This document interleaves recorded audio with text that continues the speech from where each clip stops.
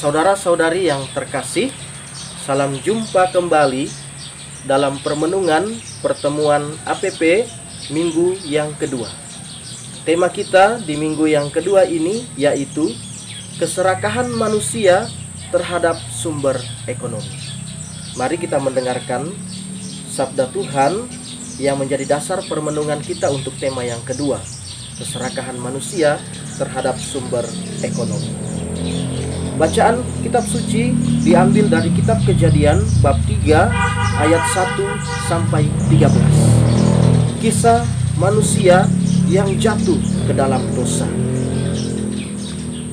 Adapun ular ialah yang paling cerdik dari segala binatang di darat yang dijadikan oleh Tuhan Allah. Ular itu berkata kepada perempuan itu, "Tentulah Allah berfirman, semua pohon dalam taman ini jangan kamu makan buahnya, bukan?" Lalu sahut perempuan itu kepada ular, "Buah pohon-pohonan dalam taman ini boleh kami makan. Tetapi tentang pohon yang ada di tengah-tengah taman, Allah berfirman, jangan kamu makan ataupun raba buah itu, nanti kamu mati." Tetapi ular itu berkata kepada perempuan, "Sekali-kali kamu tidak akan mati. Tetapi Allah mengetahui bahwa pada kamu, waktu kamu memakannya, matamu akan terbuka, dan kamu akan menjadi seperti Allah, tahu tentang yang baik dan yang jahat." Perempuan itu melihat bahwa buah pohon itu baik untuk dimakan dan sedap kelihatannya. Lagi pula pohon itu menarik hati karena memberi pengertian. Lalu ia mengambil dari buahnya dan dimakannya, dan diberikan juga kepada suaminya yang bersama-sama dengan dia, dan suaminya pun memakannya. Maka terbukalah mata mereka berdua, dan mereka tahu bahwa mereka telanjang. Lalu mereka menyemat daun pohon ara dan membuat cawat. Ketika mereka mendengar bunyi langkah Tuhan Allah yang berjalan-jalan di dalam taman itu pada waktu hari sejuk, bersembunyilah manusia dan istrinya itu terhadap Tuhan Allah di antara pohon-pohonan dalam taman itu. Tetapi Tuhan Allah memanggil manusia itu dan berfirman kepadanya, "Di manakah engkau?" Ia menjawab, "Ketika aku mendengar bahwa engkau ada dalam taman ini, aku menjadi takut karena aku telanjang, sebab itu aku bersembunyi." Firman-Nya, "Siapakah yang memberitahukan kepadamu bahwa engkau telanjang? Apakah engkau makan dari pohon yang kularang engkau makan itu?" Manusia itu menjawab, "Perempuan yang kau tempatkan di sisiku, dialah yang memberi dari buah pohon itu kepadaku, maka ku makan." Maka berfirmanlah Tuhan Allah kepada perempuan itu, "Apakah yang telah kau perbuat ini?"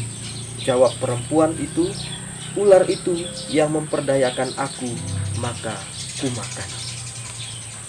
Demikian bacaan kitab suci kita. Saudara-saudari yang terkasih, dalam kisah ini kita melihat bahwa laki-laki dan perempuan terbawa oleh keinginan dan nafsu melampaui batas, dan mereka melanggar perintah Allah. Manusia tahu dan sadar bahwa memakan buah yang dilarang Tuhan, tetapi karena digoda oleh ular, akhirnya jatuh dalam pelanggaran.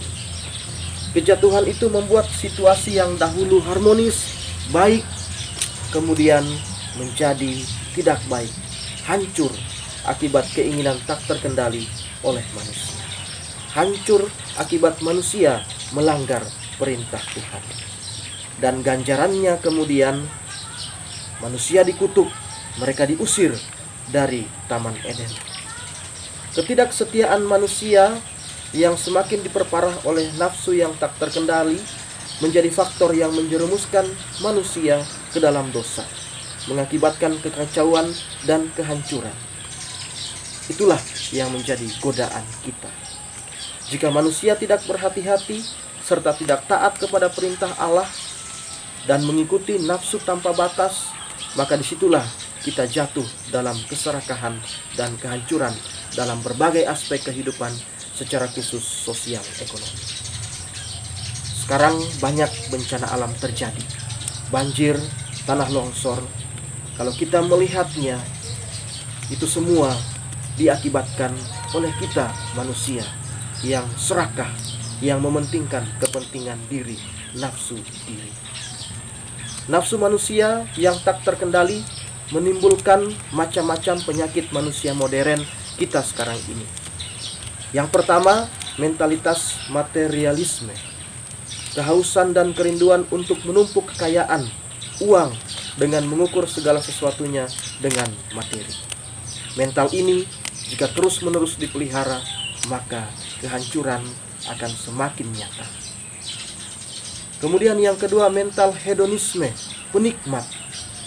Kita menjadi penikmat dan kenikmatan itu menjadi tujuan dari segalanya.